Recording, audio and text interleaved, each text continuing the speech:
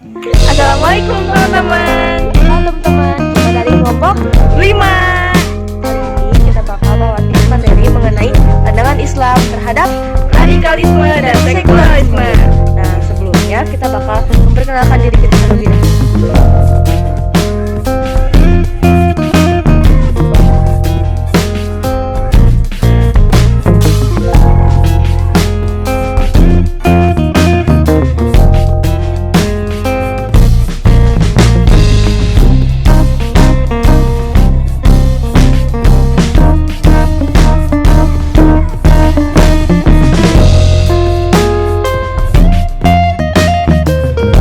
Oke teman-teman, jadi radikalisme adalah suatu ideologi dan paham yang ingin ada perubahan sosial ataupun politik menggunakan cara-cara kekerasan atau cara-cara yang ekstrim seperti pembunuhan, pembantaian, seperti itu. Menurut Horace M. Kalin, radikalisme ditandai oleh 3 faktor kecenderungan umum.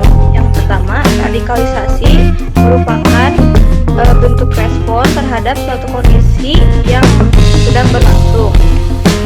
Respon yang dimaksud adalah bisa berupa evaluasi, lalu ada penolakan, bahkan yang lebih parah bisa menimbulkan perlawanan. Yang kedua, radikalisme tidak berhenti hanya pada penolakan saja, tapi kaum radikalis menginginkan tatanan atau ideologi yang mereka yakini itu menjadi ganti dari tatanan yang telah ada sebelumnya. Nah, yang ketiga, kaum radikalis itu memiliki keyakinan yang sangat besar terhadap ideologinya mereka. Nah, apabila ada ideologi yang bertentangan dengan mereka, otomatis mereka melakukan penolakan yang seperti tadi dijelaskan. Radikalisme agama yang terjadi di dunia itu bisa berupa konflik dan kekerasan. Contohnya di Bosnia misalnya. Di sana itu kaum Ortodoks, Katolik dan Islam itu saling berperang. Lalu ada di Irlandia Utara, itu antara Kristen dan Islam. Selanjutnya di NKRI di Indonesia itu contohnya terjadi di Poso dan Ambon. Di sana ada seperti perang agama, perang antar agama. Bakal jelasin mengenai pandangan hidup Islam terhadap radikalisme. Seperti yang kita tahu bahwa radikalisme itu merupakan suatu kelompok yang melakukan perubahan sosial maupun politik secara paksa dan secara kekerasan. Nah, dalam Islam tidak pernah diajarkan yang namanya radikalisme seperti yang dijelaskan dalam surat Al-Baqarah ayat 143. وكذلك جعلناكم أمة وسطا لتكونوا شهداء على الناس ويكون الرسول عليكم شهيدا. Dan demikian pula kami telah menjadikan kamu umat Islam, umat yang adil dan pilihan agar kamu menjadi saksi atas perbuatan manusia dan agar Rasul Muhammad menjadi saksi atas perbuatan kamu. Dalam kalimat umatan wasatan, umat yang adil atau pertengahan, tampak jelas umat Islam melampaui batas yang telah ditetapkan syariat, baik dalam keyakinan maupun amalan. Batas melampaui batas tidak akan membuahkan hasil yang baik di semua urusan, lebih dalam urusan agama. Sebagian syariat mengeluarkan sikap dalam beberapa ayat Al-Quran, salah satunya Al-Baqarah ayat 143 ini. Nah, ciri-ciri dari radikalisme itu yang pertama, radikalisme adalah tanggapan pada kondisi yang sedang terjadi. Nah, biasanya bentuk dari radikalisme itu berupa evaluasi, penolakan, dan perlawanan dengan keras. Nah, jadi kalau misalnya ada kelompok orang yang melakukan perlawanan dengan keras dan mengevaluasi suatu pemerintahan ataupun sosial maupun politik, atau juga mereka melakukan suatu penolakan dengan secara paksa, nah itu bisa termasuk ke radikalisme. Yang kedua, melakukan upaya penolakan secara terus-menerus dan menuntut perubahan yang drastis. Nah, biasanya sekelompok orang itu menuntut perubahannya itu secara cepat dan drastis. Mereka ingin bahwa perubahan tersebut menghasilkan suatu perubahan yang signifikan. Selain itu, menganut radikalisme tidak segan-segan menggunakan cara kekerasan dalam mewujudkan keinginan mereka. Nah, karena keyakinan yang mereka yakini itu tidak diwujudkan, biasanya mereka itu melakukan kekerasan untuk menuntut pemerintahan agar bisa merealisasikan program mereka gitu. Yang terakhir, penganut radikalisme memiliki tanggapan bahwa semua pihak yang berbeda dengannya adalah tersesat atau bersalah. Nah, jadi kalau misalnya sekelompok orang tersebut memiliki program dan program ini tidak diyakini oleh orang lain, nah mereka itu berpikir bahwa orang lain itu bersalah gitu. Jadi mereka tuh memikirkannya bahwa program yang mereka jalan itu benar dan yang orang jalan itu salah gitu. Jadi mereka punya ideologi sendiri dan ideologi tersebut yang benar-benar mereka yakini bahwa itu benar gitu. Nah, faktor penyebab dari terjadinya radikalisme ini yang pertama ada faktor pemikiran. Radikalisme ini dapat berkembang karena adanya pemikiran bahwa segala sesuatu harus dikembalikan ke agama walaupun dengan cara yang kaku dan menggunakan kekerasan.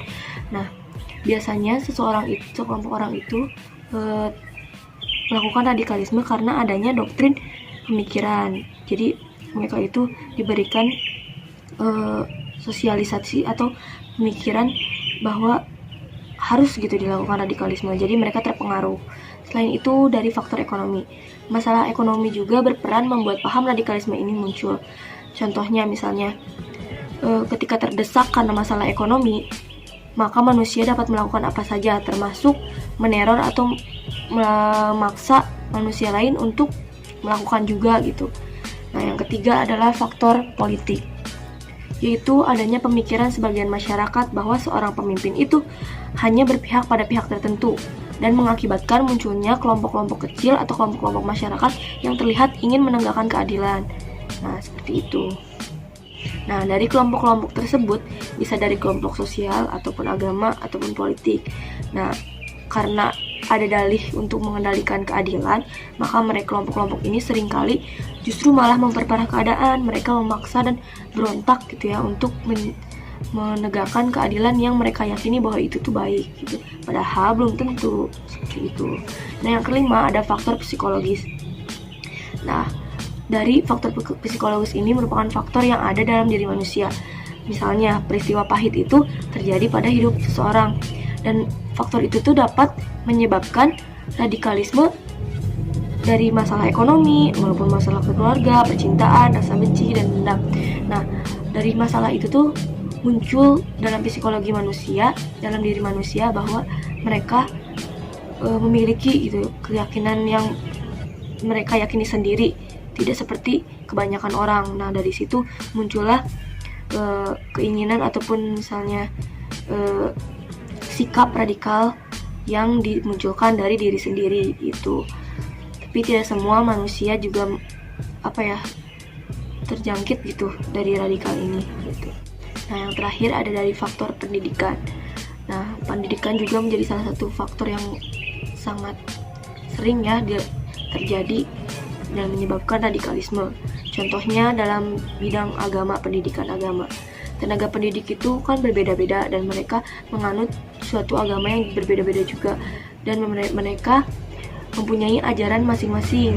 Nah, biasanya radikal ini muncul karena ajaran yang diberikan oleh pendidik itu berbeda sehingga radikalisme itu muncul dalam diri seseorang.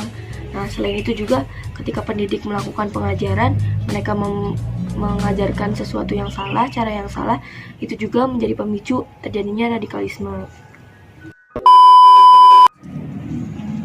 Teman-teman, pernah dengar nggak? Urusan ini mah nggak usah dicampur sama urusan agama, atau nggak usah bawa-bawa agama deh. Pernah dengar?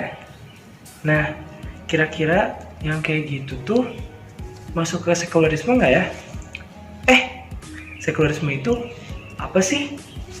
Nah, menurut Dr. Samsudin Arif, seorang dosen di Universitas Teknologi Malaysia, sekularisme itu adalah pemikiran yang memisahkan segala urusan agama dan urusan duniawi, di mana urusan agama hanya dianggap sebatas beribadah saja.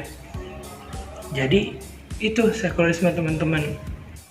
Awal mula terjadinya sekularisme itu adalah ketika abad pencerahan di Eropa, di mana sebelum adanya abad pencerahan itu gereja-gereja ortodoks di Eropa mengekang kehidupan masyarakat sehingga terjadinya perlawanan saat itu.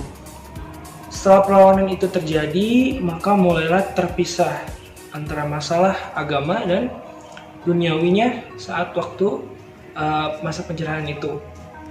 Nah, untuk negara Islam sendiri yang pertama menjadi sebuah negara sekuler itu adalah Turki di bawah kepemimpinan Kemal Atatürk, sehingga Turki pada awal abad ke-20 menjadi sebuah negara sekuler. Kita sebagai muslim harus tahu bagaimana Islam memandang masalah sekularisme. Nah, untuk mengetahui pandangan Islam mengenai sekularisme ini, kita harus membuka pedoman kita, yaitu Al-Quran. Nah, yang bisa kita buka untuk masalah sekularisme ini adalah Al-Quran, surah Hud ayat 15 dan 16.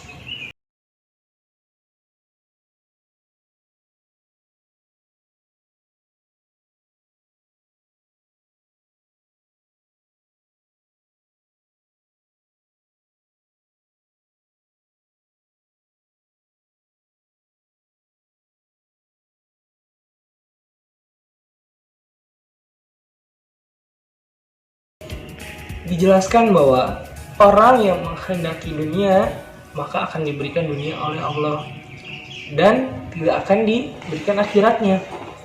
Nah, orang sekuler karena memisahkan urusan duniawi dengan agamanya, maka cenderung akan mengejar dunia terus-menerus. Nah, sebagai seorang muslim tentu kita harus menjauhi pemikiran seperti ini karena sangat berbahaya dan bisa membuat kita lupa akan kehidupan berikutnya, yaitu akhirat. Sekularisme itu teman-teman punya ciri-ciri. Yang pertama, meyakini bahwa segala nilai-nilai kehidupan harus dipisahkan dari agama.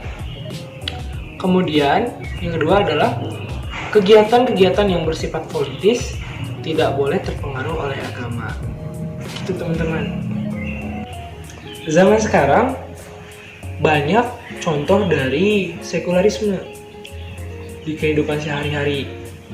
Contohnya, misalkan adanya larangan untuk perempuan menggunakan jilbab di perusahaan swasta, atau adanya undang-undang yang tidak berpihak pada agama, dilegalkannya aborsi, dan masih banyak lagi teman-teman.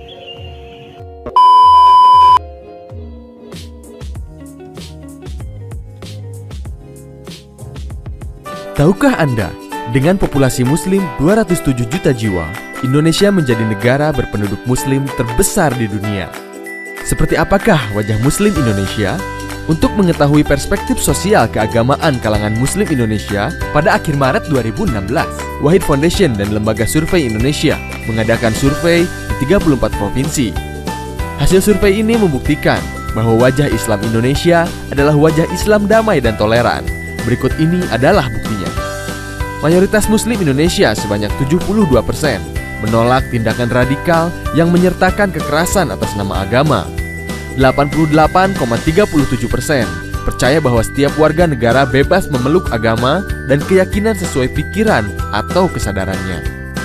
65,35% berpendapat bahwa negara harus melindungi setiap pemikiran yang berkembang di masyarakat.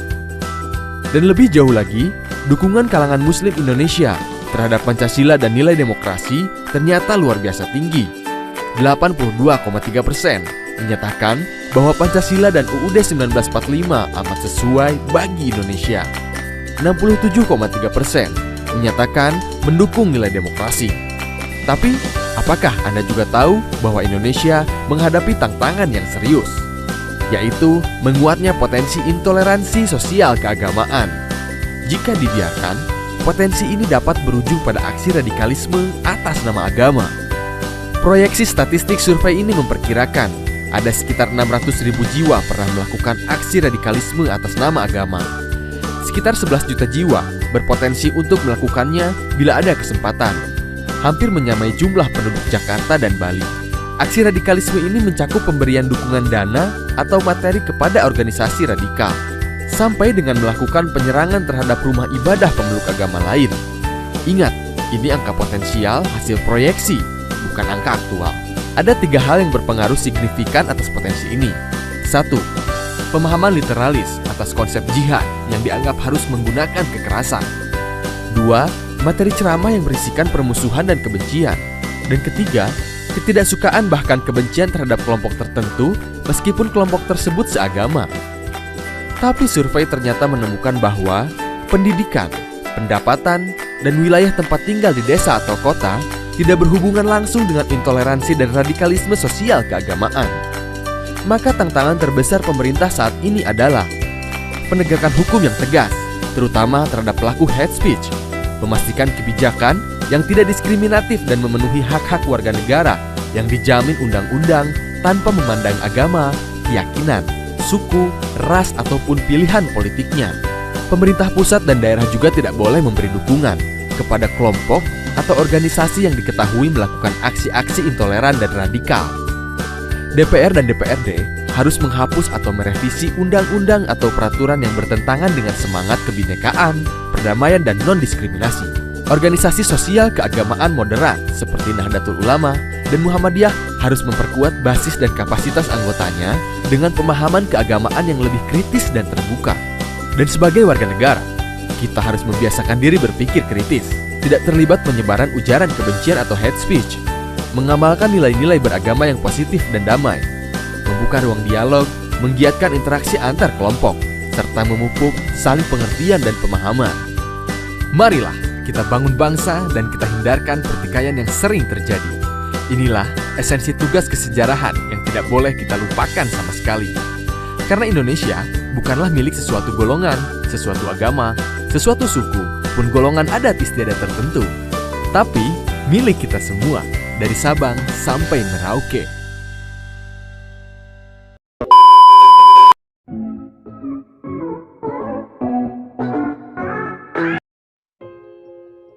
Rasulullah Shallallahu Alaihi Wasallam bersabda, Allah Subhanahu Wa Taala pada hari kiamat akan bertanya kepada orang yang tidak berani menyampaikan kebenaran.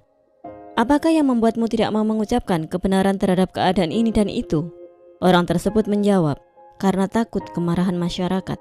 Maka Allah berfirman, akulah yang lebih baik kamu takuti. Sistem pemerintahan sekuler yang sedang berkuasa di negeri-negeri muslim saat ini adalah kemungkaran yang terbesar.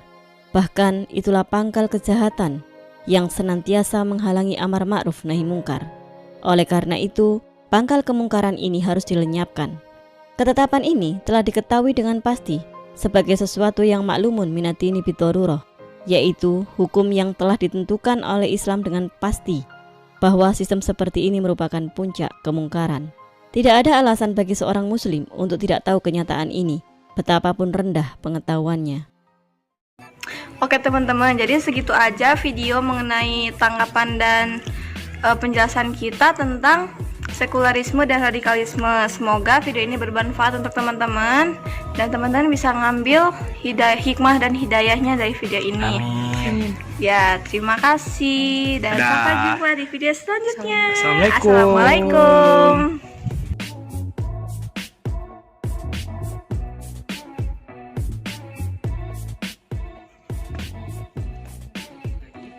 Apa sih?